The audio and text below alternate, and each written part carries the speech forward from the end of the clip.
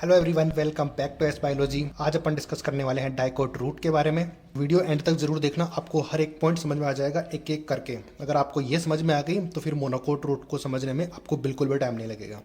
ठीक है, तो स्टार्ट करते हैं। मैं डायग्राम भी आपको दिखाऊंगा कि डायग्राम से हर एक चीज़ आपको क्लियर हो जाएगी, तो उसको ध्यान से देखते रहो लास्ट तक। ठीक है, तो अपने एनसीईआरटी के अंदर जो एग्जाम्पल दे रखा है डाइकोट रूट का, तो ये भी एग्जाम में बहुत बार पूछ लेते हैं। शायद कभी अभी तक तो पूछा नहीं, बट हो सकता है कि कभी पूछ ले। कि जो एग्जाम्पल दे रखा है रूट का, वो है सनफ्लावर प्लांट का एग्जाम्पल लिया हुआ है अपने एनसीईआरटी के अंदर। ठीक है, तो कभी कभी मिस हो जाती है अपन से छोटी छोटी चीज़ें, लेकिन मैंने कवर कर रखे हैं यहाँ पे। ठीक है, आउटसाइड टू इनसाइड पार्ट। अब जो रूट के पार्ट होते हैं, कौन कौन से पार्ट से अपन स्टडी करते हैं, तो अपन को याद रखने में बिल्कुल ईजी होगी। ठीक है, तो देखो आउटसाइड टू इनसाइड आई है, यानी कि सबसे बाहर फिर अंदर की तरफ चल रहे हैं अपन।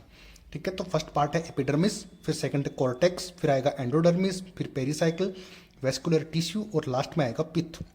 अब इनको एक एक करके अपन डिस्कस भी करेंगे। ठीक है, तो पहले मैं आपको डायग्राम दिखा देता हूँ। तो ये देखो, ये डायग्राम है अपनी डाइकोट रूट का।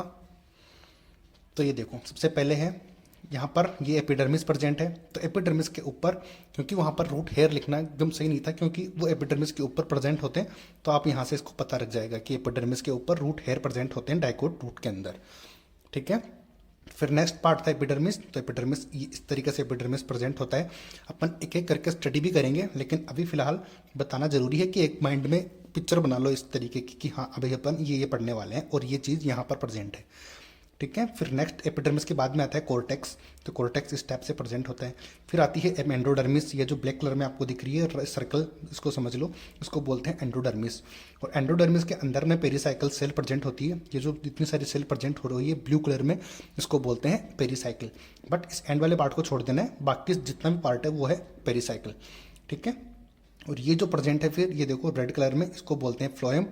और ये जो ग्रीन कलर में प्रेजेंट है इस तरीके से लंबा, इसको बोलते हैं जाइलम। अब जाइलम भी दो तरीके का अपन ने पढ़ा था, एक तो एंडार्च और एक पढ़ा था एक्जार्च।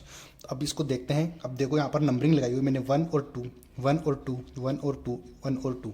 तो इसको इसलिए लगाया हुआ है कि प्रोटोजाइलम और मेटाजाइलम की पोजीशन के अकॉर्डिंग, कि प्रोटोजाइलम कहाँ प्रेजेंट है और मेटाजाइलम कहाँ प्रेजेंट है।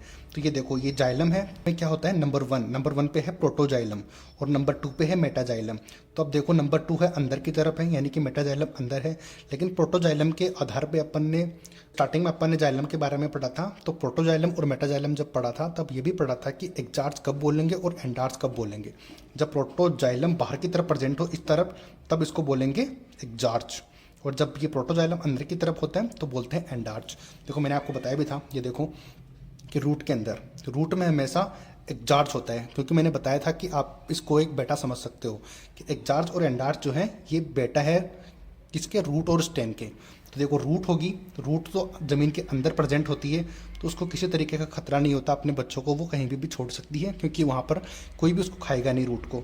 तो उसके अंदर क्या होता है, एक्जार्च प्रेजेंट होता है। एक्जार्च यानी कि जो पेरीफ्री पे तो प्रोटोजाइलम प्रेजेंट होगा और सेंटर पे होगा मेटाजाइलम। जबकि स्टेम में इसका उल्टा होगा, इसमें एंडार्च होता है, क्योंकि बाहर जो जितने भी जानवर हैं वो स्टेम को खा सकते हैं। तो ये क्या करती है कि अपना प्रोटोजाइलम होता है उसको सेंटर पे रखती है और मेटाजाइलम को रखती है पेरीफ्री पे। इतनी बात समझ में आ गई, मैंने बताई भी थी पहले और अभी मैंने और बता दी है, तो आपको समझ में आ गया होगा। ठीक है, तो जाइलम होता है एक्जार्च, क्योंकि रूट की बात कर रहे हैं तो रूट में होता है एक्जार्च। आ गई बात समझ में। अब करते हैं अपन एक एक को डिस्कस करते हैं। ये देखो, पर फर्स्ट एपिडर्मिस पढ़ते हैं। तो एपिडर्मिस आउटर मोस्ट लेयर। तो ये देखो कि आउटर मोस्ट लेयर है सबसे बाहर एपिडर्मिस, ये सबसे आउटर मोस्ट लेयर है। ठीक है, single cellular root hair present होते हैं। तो जो रूट हेयर होते हैं वो सिंगल सेलुलर ही होते हैं, तो इसके ऊपर रूट हेयर भी प्रेजेंट है। ये देखो, रूट हेयर एपिडर्मिस के ऊपर ही तो प्रेजेंट है। ठीक है, ये देखो, अब इसके आगे क्या है कि single cellular root hair present होते हैं। वही देखो, सिंगल सेलुलर रूट हेयर, जो रूट हेयर होते हैं वो सिंगल सेलुलर ही होते हैं, तो जो है एपिडर्मिस के ऊपर ही तो प्रेजेंट है। ठीक है, आप पढ़ते हैं नेक्स्ट पार्ट। नेक्स्ट अपना पार्ट आएगा कॉर्टेक्स। देखो, पहले पढ़ लेते हैं। थिन वॉल प्रेजेंट होती है, पतली वॉल इसके ऊपर प्रेजेंट होती है। Many parenchymal cells layers present होती है। अभी देखो, ये बहुत सारी लेयर प्रेजेंट होती है ना। ठीक है, तो यही यहाँ पे लिखा हुआ है कि many parenchymal cells layers present होती है। तो सेल्स होती है वो पेरेन्काइमल होती है, कि ध्यान रखना आपको। तो इंटरसेलुलर स्पेस जो है प्रेजेंट हो सकता है। तो ये देखो, इंटरसेलुलर स्पेस, यहाँ पर ये स्पेस प्रेजेंट है। ये रहा, ये देखो, ये सेल और ये सेल, इन सेलों के बीच के अंदर ये देखो, ये स्पेस, ये स्पेस, ये स्पेस प्रेजेंट है। इसका मतलब यहाँ पर यही बात लिखी हुई है कि इंटरसेलुलर स्पेस यहाँ पर प्रेजेंट हो सकता है डाइकोट रूट के अंदर। ठीक है, नेक्स्ट बात करते हैं एंडोडर्मिस की।